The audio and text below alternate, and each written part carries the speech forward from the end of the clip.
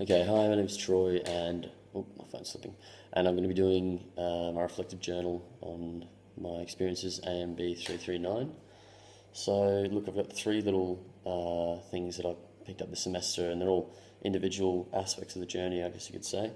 The first one relates to work and the media side and learning about consumer decision journey. The second one relates to first impressions of group members and how that played out over the entirety of the campaign and the semester.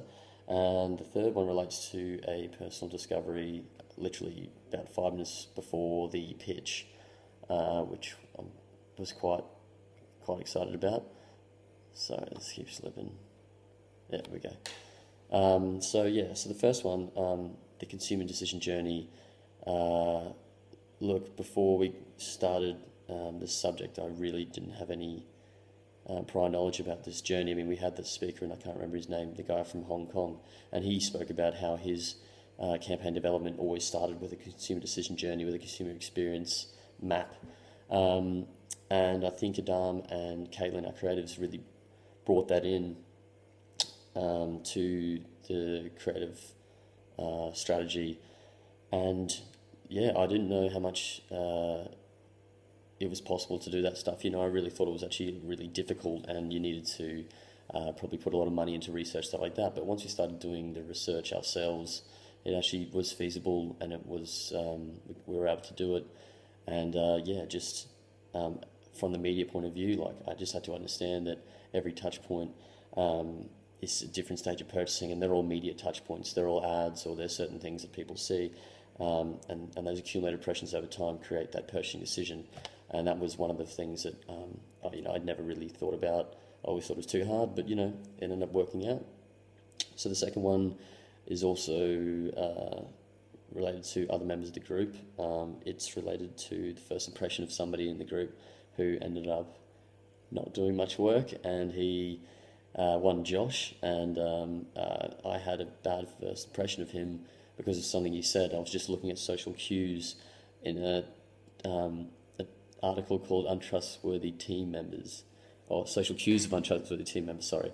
And initially when we met, one of the first things he said before he even introduced himself to the entire group, he said that I work full time and I'm not going to be able to make many group meetings. I hope that's okay, guys. That's before we even knew his name, which is interesting. Oh, we knew his name on the sheet, but that was about it.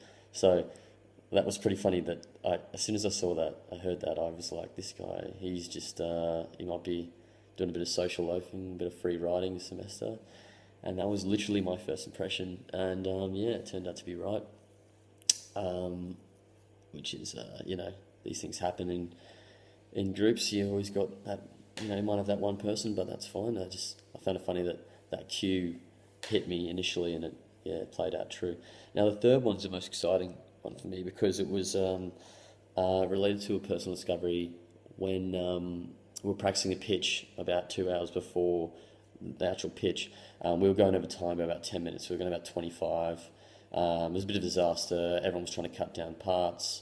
After 2 or 3 more goes at it, we realised that my part was over time by a fair bit. And about 20 minutes before we actually did our pitch, we did that one last practice run before everybody came in. And there was a shift. It's called a shift from conception of self in individual terms to a conception of self in collective terms. And what that means is I stopped thinking about myself and how good and how amazing I had to look in the presentation with all my knowledge. I had so much information that I really wanted to get out there, but it was really just to make myself look good. What I really needed to do was to make sure that I was limiting my time and actually making sure we can get into the 15-minute time slot, because that was the most important thing at that point. And that shift, a concern of my own priorities, switched to the collective, which it wasn't a cognitive thing, it just happened. But obviously it had to be done. And you probably saw in the pitch, I was flowing through that stuff. I just had to get through it because we had to get down the numbers. And I felt like that was a good little shift in mentality to know that I needed to cut down my part. Even if I really wanted to say all these amazing things, it was better for the group if I didn't. And look, I think that was one little thing that I learned which was quite cool. I've really enjoyed the subject, Gail. It's been great. It's a bit sad. It's my last advertising subject, but it's been a lot of fun. So thank you. I'm out.